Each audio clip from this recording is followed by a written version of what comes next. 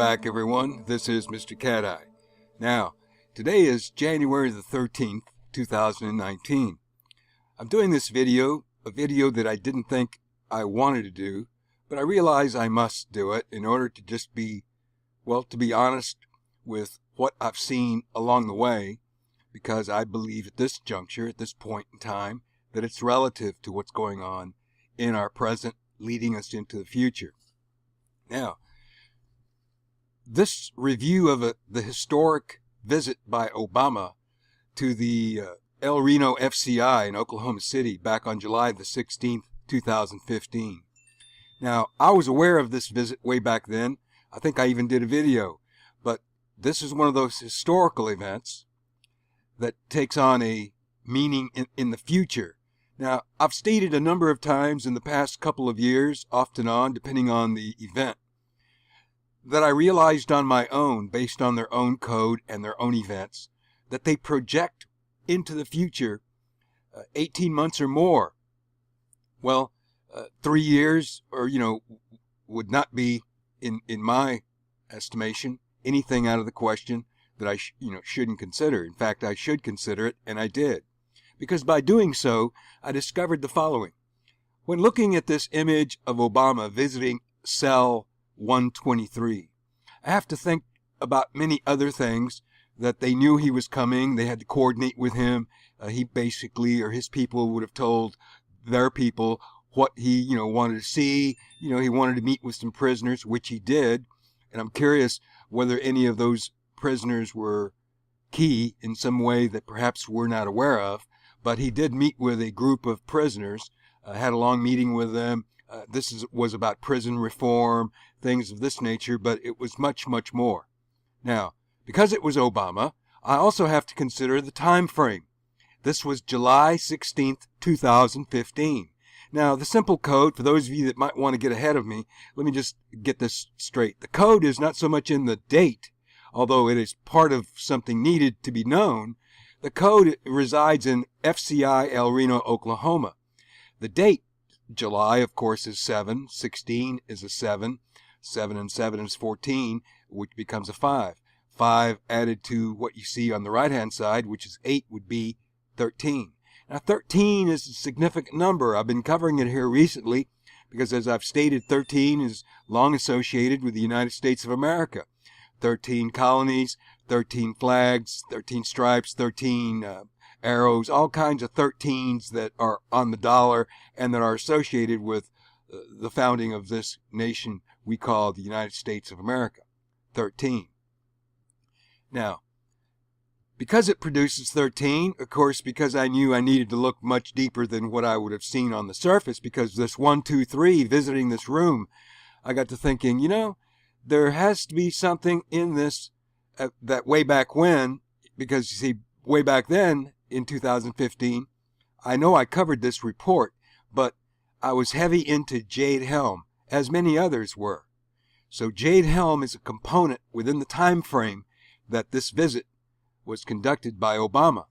Now, okay, this is all going to relate to the future upcoming date of January the 23rd. As I've already stated, I've already shown more than once, January 23rd is significant.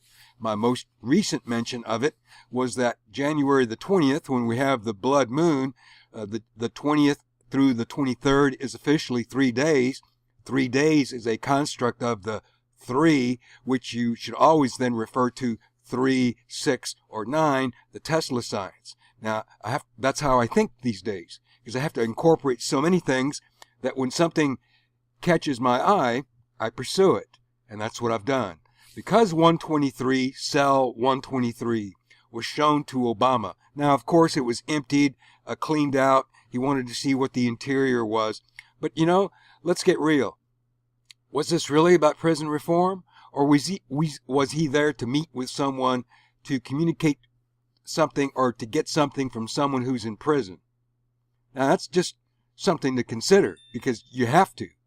The other thing is that because his people, Obama's people, coordinated with their people for this visit, who and where this decision was made to visit Cell 123, which is right below 223,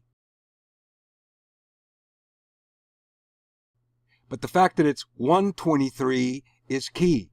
Now let me explain why. Jade Helm took place between July of 2015 and September of 2015. As part of Jade Helm, which was mired in so many conspiracies, the symbol, the Texas, the maps, all the things that were, artificial intelligence, I have to merely point out that Jade Helm at this time frame took up a lot of people's attention. It was a focus of many things, to include mine. And although I did catch the code of 123 in this visit by Obama, I didn't understand it because it referred at that time to the future. The future, which I believe is this month. Now, bear with me. Because the blood moon is going to occur on January the 20th, and because there's a 3-day proper timing between the 20th and the 23rd, which is 123, and the fact that it's a 23 date, and this is important, okay, that the 20th, the date of the blood moon, is the 15th day of the Hebrew calendar, 15, which is in play, and as I've shown many ways, the bare-breasted, 5 bare-breasted red-robed Mariannes in Paris, France, as part of the Yellow Vest protest, were all clothed in a red robe. Red is 3. There were 5 of them. 3 times 5 is 15. The date of that event was a 15 date because it was 12/15. And the third and final key important noting of 15 was that it was 15 days from 12/15, the date of the red robe Mariannes, to 11/30, November the 30th, 2018, the date of the Alaskan 7.0 earthquake, and the date we were told George Herbert Walker Bush Sr. died. 15 days. Now 15, 15, and 15, 3 official 15 findings, is what showed me 666 in the Paris, France bare-breasted Mariannes. Now that 666 code, I believe, was communicating something much more than what most people will think it is from the religious perspective. And so, because here recently, in Paris, France, no less, which some people think is related to the Yellow Vest protest, there was a bakery that blew up, gas flames. Now, some people are conspiracies nuts are saying that it could have been a bomb. Well, we really don't know. But what did come from that event that caught my attention, because there's a lot of things we don't know, and I realize we're never going to know. But there was a 999 finding in that event. Well, 999 is an upside down 666.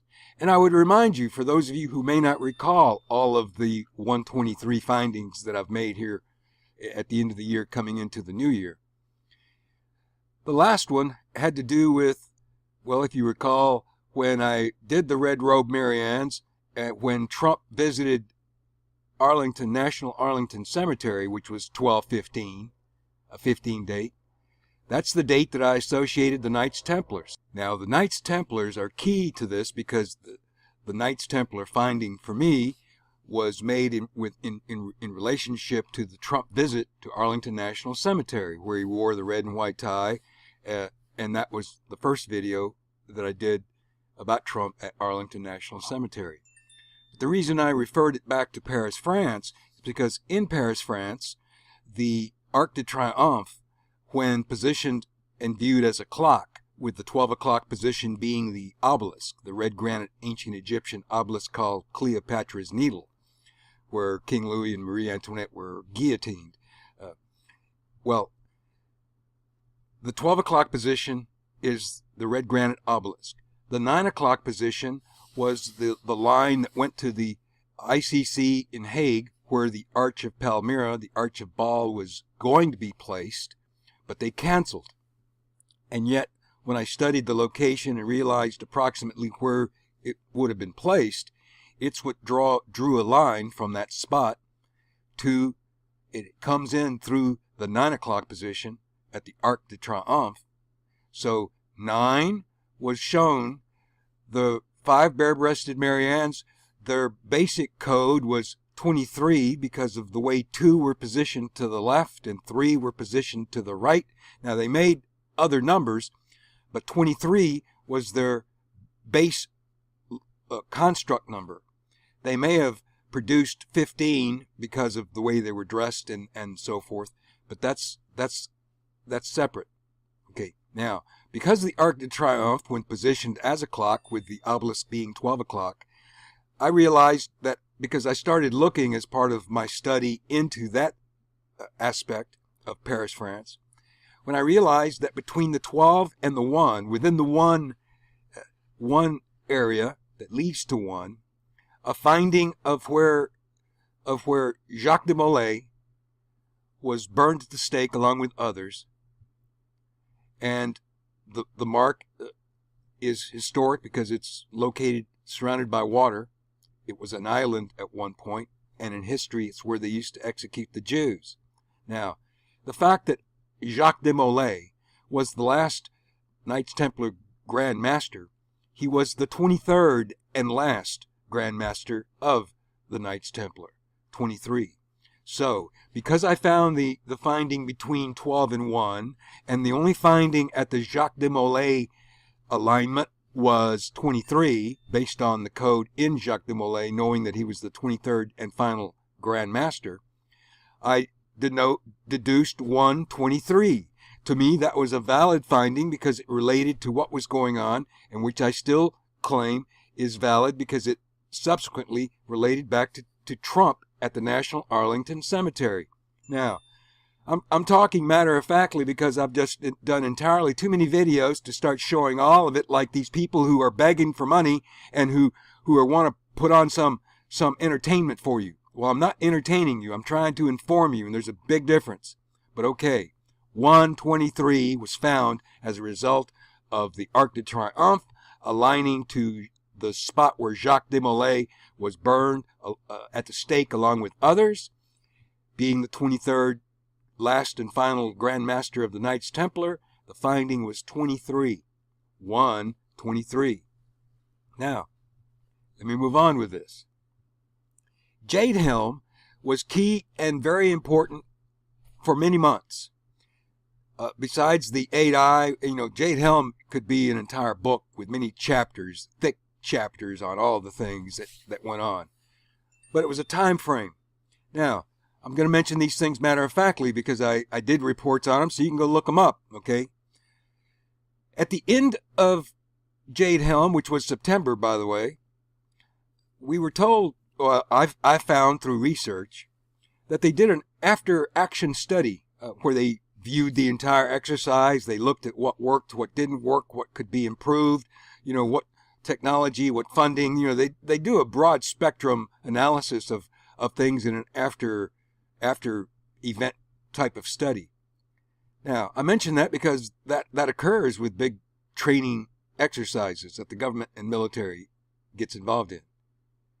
So you have to know that, because at the end of the year 2015, in December specifically, this is when the 89th Oz Brigade was created in Israel. It's a special operations brigade whose symbol, they have a dagger which goes along with Jade Helm, but their Hebrew letter that associates with the 89th appears like a Q, but this Hebrew letter happens to be 17. Now, the 89th Oz Brigade was created in December, I believe, as a result of the findings from Jade Helm. It was learned and determined during this time frame because of everything they learned in 2015 from us and what we did and how we did it on the internet.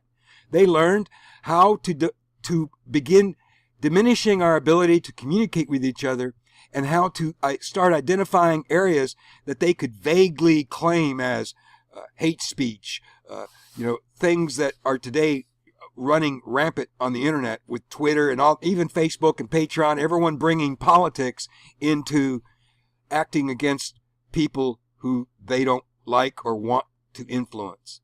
Now, most people, the influencers, are in it for the money. So once they attack their money-making capability, which we all know they do, they take away, they cancel Patreon. They do many things with money because they realize that controls certain people because they're in it for the money. So they either go away or they learn to modify their speech and behavior. And so I'm not one of those people. I try to be respectful, but I was born in an age and raised in a time in America where I could speak my mind. And if you didn't like it, well, that's tough. As long as, I didn't take a stick or punch you in the jaw, I could say what the hell I wanted, even if you considered it racially oriented, bigoted, prejudiced, sexist. It didn't matter because it was America. It was only a crime when you started acting in a violent way against someone. And guess what? The word racism isn't applied these days the way it was in my day and age. And I remember posting one time, a couple of times, because, today's generation just doesn't get it. Racism as a word existed in my youth, but it was only applicable after a crime had been committed. If you committed a crime against a black person, a Mexican, an Asian, a Jew, if you committed a crime against a specific race or religion, you had to commit a crime. You see, it was the crime that was punishable by law. To claim racism had to be, in other words, there had to be proof that the person did what they did because of the person's race, religion, or creed. These day and age, okay, as long as you say something someone doesn't agree, oh, you're racist. Now, Obama was able to get by even though people tried to point the truth out, but any criticism of Obama was viewed as racism, which was a word that is no longer defined the way it was. Because before, the only way it could ever be associated to anyone is that you would have had to have committed a crime, a criminal act, punishable by law in a court of law, okay? You would have had to commit a crime in order for the word racism, because telling someone you don't like them, I don't like how you live, I don't like how you talk, I don't like the color of your skin, I don't like your religion, all that was an American's right to be free to say what he wanted.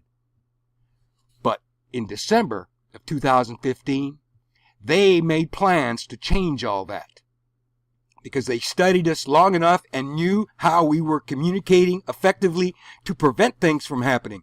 Because among the YouTubers over the many years, those that consider themselves, freedom fighters, truth seekers, okay, it's not that way today. These days, you have people who claim to be and profess the truth, but they don't want you to say certain words. They don't want you to bring up certain titles of media events because of the logarithm, and they might get banned, and of course they won't make any money. It's all about making money. So whenever I hear anybody tell me, or I hear somebody else, don't mention, you're self-censoring yourself, and you're imposing your self-censoring on somebody else. Why? Because you want to make money. Now, that's wrong. Now, I mention that because this diminished communication effort became a large-scale global operation with billions of dollars being thrown into it because they created the 89th Oz Brigade, which is part of the 98th Division. What's 9 and 8? 17. Okay, so what's Obama? His B.O., Barack Obama, 2 and 15, which is 17, and it has a 15 in it. Okay, 17. And Q, the letter Q, is the 17th letter of the alphabet. So I know full well, and no one's ever going to convince me different, that this brigade, the 89th, was created specifically to help do the many things that needed to be orchestrated, managed, and controlled to achieve a greater result. Okay? That's when they started going after websites, and that's when the downfall began. But bear in mind, it was in conjunction with this time frame of the 89th at the end of Jade Helm. Okay, as part of an after training kind of study where they viewed everything, what worked and what didn't, and what needed to be done. They created this Oz Brigade to begin doing the things that we've seen ever since. Now, in addition to that, December 2015, as I've mentioned here recently, was when the Smith-Month Act was repealed by Obama, making propaganda legal. And December 2015 is when we had that shooting incident in Connecticut that no one wants to talk about. Because you see, I contended, like I've said before, that was the work of a propaganda operation protected by national security at the highest levels so that people were authorized to lie. And I do mean where everyone was authorized to lie. And I would ask you in this regard, since we all know, or at least you should know, that the reason propaganda these days is legal. You know, we still have people claiming, oh, the fake media, they're lying to us. Well, damn right they're lying to us. I mean, how many times does somebody like me have to tell you it's legal for them to lie? They're getting paid to lie because there's billions of dollars going into lying as propaganda for the government. Now, I would ask those of you that are into Trump, why don't you do something? Are you going to repeal the Smith-Mundt Act? Are we going to be allowed to go back to people promoting the truth as opposed to being paid for the lies and the propaganda? See, too many of you are fixated on the simple things when the real things that are important to us, it's like nobody gives a damn. And anybody that does, like me, I'm nobody. I'm no great influencer, and I'm certainly not somebody on YouTube with, oh, I'm famous. No, I'm just an old guy, as some of you think, with too much time on his hands, who sees things that some of you don't see at all. And you know, I don't think there's anything wrong with me seeing what I see or thinking how I'm thinking. I question the rest of you sometimes because you throw things at me that says, well, first it says you're ignorant. And then when I try to, show you that, no, that's not really true, you continue with your position as if you're going to convince me otherwise. Attacking me because I don't agree with you goes back to what I said earlier. I wasn't raised in an era where I'm gonna, oh, okay, you don't agree with me? Oh, okay, I'll agree with you. Oh, that's the Democrats. That's why they're the world in California and the world in this United States of America, while the Democrats have ruined they've ruined and continue to ruin and seek to destroy what few vestiges of Americanism are left. They want total control, socialism, where they can tax you for everything and can control what you say. That's what they want. Now, 89th Laws Brigade. It involves Israel. I could care less about their religion or their politics, but I know one thing, that since they came on board, we started having LARPs. Q became a big thing. And then all the CIA people, like Corsi and all these other people, they get involved selling Q, trying to keep the sheeple in control, selling you hope when there is none, because you're being lied to. It's part of a psychological operation that was created by an intelligence group seeking to do exactly what they're doing, which is undermine and diminish our ability to communicate effectively and or to know the truth when we hear it. Now, if Trump's not going to repeal the Smith-Mundt Act, then I would hope a journalist sometime will ask the president, Mr. President, Mr. Trump, how are we able to distinguish between the truth and a lie, since lying is legal? Where do we go to find and hear the truth? Because if it's legal throughout all of media and elements of government, how do we know you're not lying because of propaganda to tell us one thing that allows you then to do another? At some point, the truth has to be significant to the rest of you, not just me. And so we have a ways to go, people, but the Smith-Mundt Act made propaganda legal.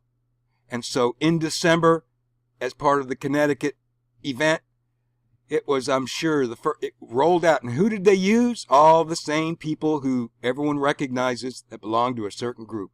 But I call them Zionists because, you see, their moral ethics, they have none. They only care about getting paid and doing what's in their best interest. That's all. That's why they're willing to spread lies, and they could care less who they harm.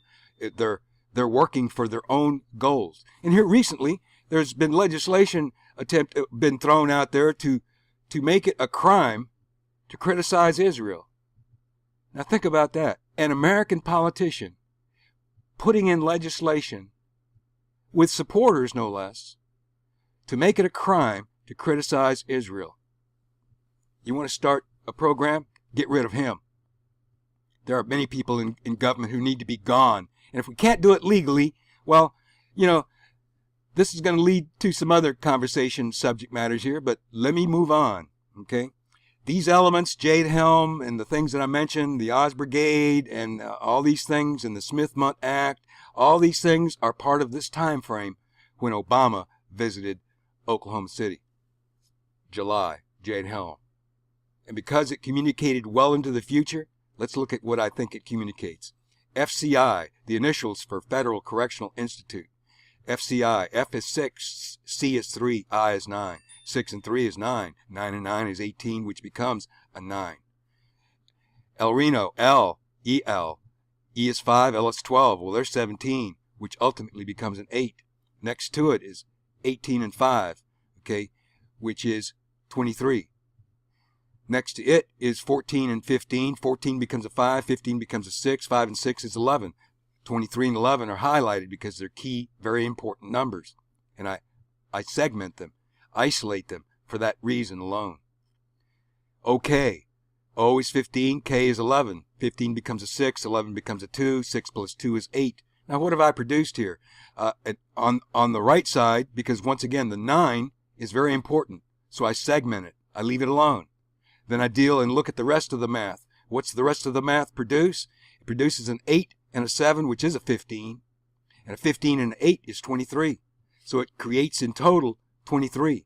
But please, don't lose sight of the fact that it creates 8 and 7, 8 and 7. There's a 15 going two ways. What number would that be? 15. Okay? Now, the fact that I see in FCI El Reno, Oklahoma, the location, city, and state of where Obama visited on July 16, 2015, and that he visited cell 123, he was communicating into the future. He was sending a message, and this was, back then I believe I might have stated, but if I didn't, I'll say it now. It was one of those operations that they begin not knowing if they're going to need it, depending on how things turn out. Because, see, all the 17s that we've seen for quite some time, Hillary was supposed to win.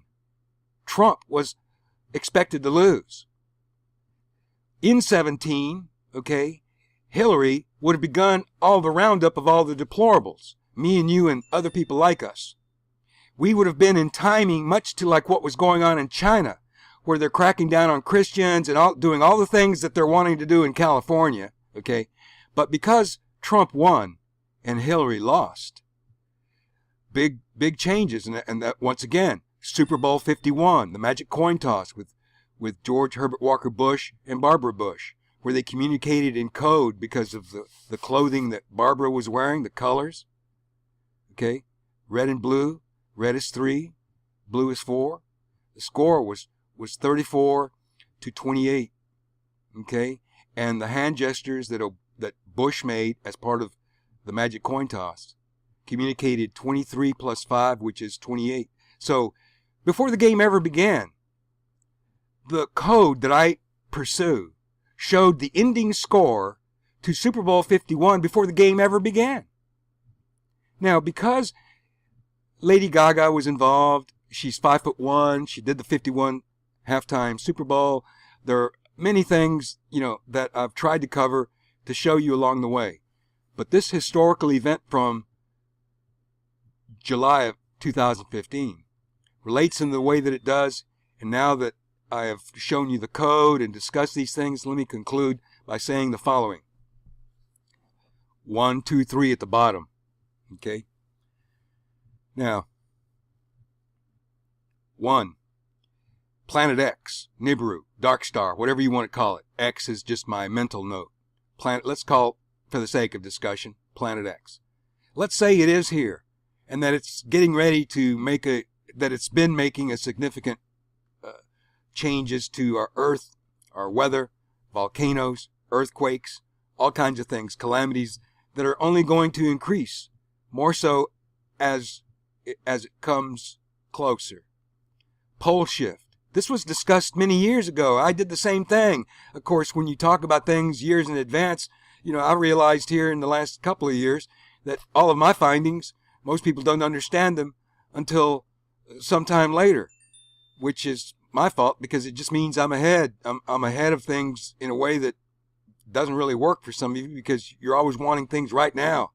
How it relates to right now. You want it quick and easy. You don't want to think too far. You want it just right now. You want to see it all. Well, unfortunately, that's not what I do. But okay, Planet X. If it's out there, it's a problem that's only going to increase to a specific point in time. That specific point in time could be beginning January 20th, January 23rd, leading us into February. Now, February takes on a significance for me for other reasons, but let's just, get through this. Number one, Planet X.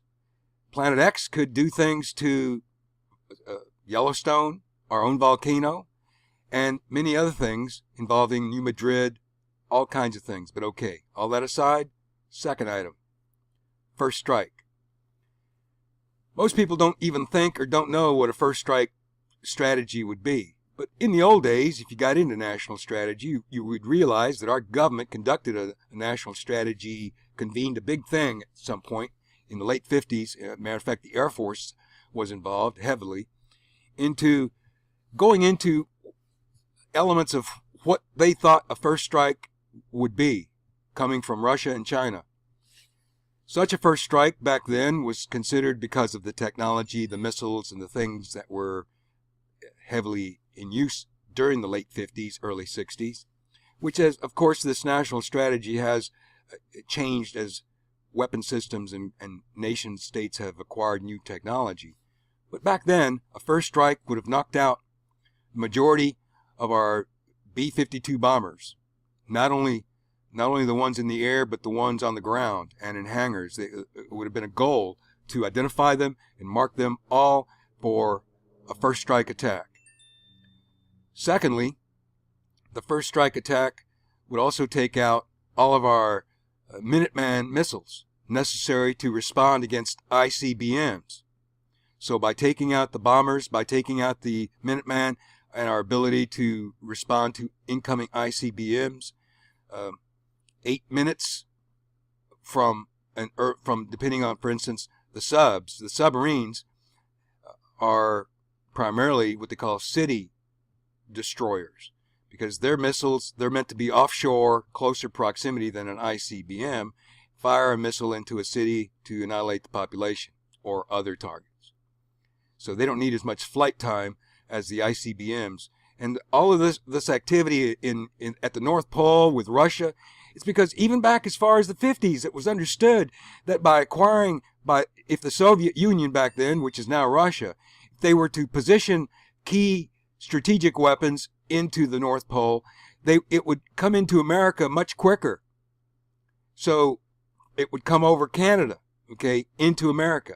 Now, I mention that because a first strike capability, these days there's some talk in certain circles about a first strike capability, but most people don't have a clue. By today's standards, with today's modern technological weapons, what would that mean? Could we fight effectively a dual front war against China and Russia?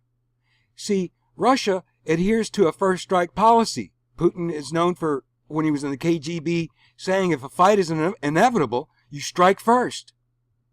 Now, because the world economy is collapsing by design and intention, I've always stated that if Planet X is real, which I believe it is, then they could use Planet X in combination to a global conflict that would begin as a result of a first strike that would then lead to a World War III. And WW3 is something I didn't create it. It's been out there. I did this code on all the W1, 2, and 3 a while back last year. But WW3, well, W's are 23s. 2 23s, 23s become 5, 5 and 5 is 10, 10 plus 3 would be 13. Now, I mention that because this 123, January 23rd, I believe and still believe even more so now with talk of Planet X and with talk of increased tensions and hostilities around the world leading to a potential first strike by Russia and or in combination with China. China has their own goals and ambitions, but collectively between China and Russia, they could get together to say it's in our best interest to go ahead and initiate a first strike against America. Because if a first strike were initiated, the number of cities, well, they primarily would all be military targets at first, but since a lot of those military targets are within major city populations, like Lackland Air Force Base, a lot of bases are within big cities, surrounding cities, because surrounding cities make money off of the bases from all of the government money that the GIs get. So anyway, a first strike, along with a global world conflict, could all be part of, as I've stated many times, could all be part of what they're planning in order to hide and lie to us about Planet X, to in turn blame it on a first strike world war that, you see, once the war begins and the nukes have fallen, we're not going to know what the hell's going on. We're not going to have communications. We're not going to have internet. And they're going to be in charge of all the things that we fear they're in charge of. And from that point forth, if in fact a first strike occurs, the analysis went back in the 50s and 60s that after the first strike occurred and that the predominance, 90% of the B-52 bombers are destroyed, our Minuteman, 70-80% of them destroyed, our subs out in the oceans, predominantly 40 to 50, if not more, percent of them destroyed by the opposing armies, then America would be debilitated and would surrender, because what would come after the strike would be the ultimatum: surrender or we will begin decimating your urban populations. And Trump, being the man that he is, posed and faced with that kind of situation, unless he has a secret technology that the government has kept. Because Tesla comes into this, and I'll close out by just saying this, because I mentioned his replicator cloning technology. There's also teleportation, things that can move you from one place to the other by disintegrating your matter and transferring it to another location. But you need a transmitter and receiver to be able to do that. But you could move an entire army, thousands of people in tanks from point A to point B. And if they've advanced that technology from the 60s or the 50s and 60s, when it was first being discussed as theoretical and or science fiction, then you would realize that by today's standards you could move thousands of people and equipment from point A to point B as part of an effort for a global war that would in fact surprise the enemy. And with the solar shield, which I also believe is a solar weapon, able to heat the surface of the earth, literally, because see, Tesla's super weapon back in the early 1900s, he claimed he could melt planes at 200 miles. He could destroy all the soldiers and all of their equipment while they're on the ground. This is the kind of death beam that was developed by Tesla that the government has. Does Russia have it? Potentially so. And if they have it, maybe China has it. We don't know. But a first scale attack, a first strike, major scale attack on America, a first strike meant to completely incapacitate us and make us vulnerable to surrender. On one side, it says Trump would have to surrender. But then what comes next? I don't know. And if he doesn't surrender, then we're all on our own.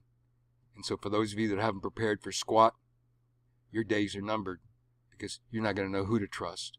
Because once Americans become hungry, desperate for their families and their children, that's when trouble begins. But this is the code for 123. So until next time, thanks for watching. Thanks for listening.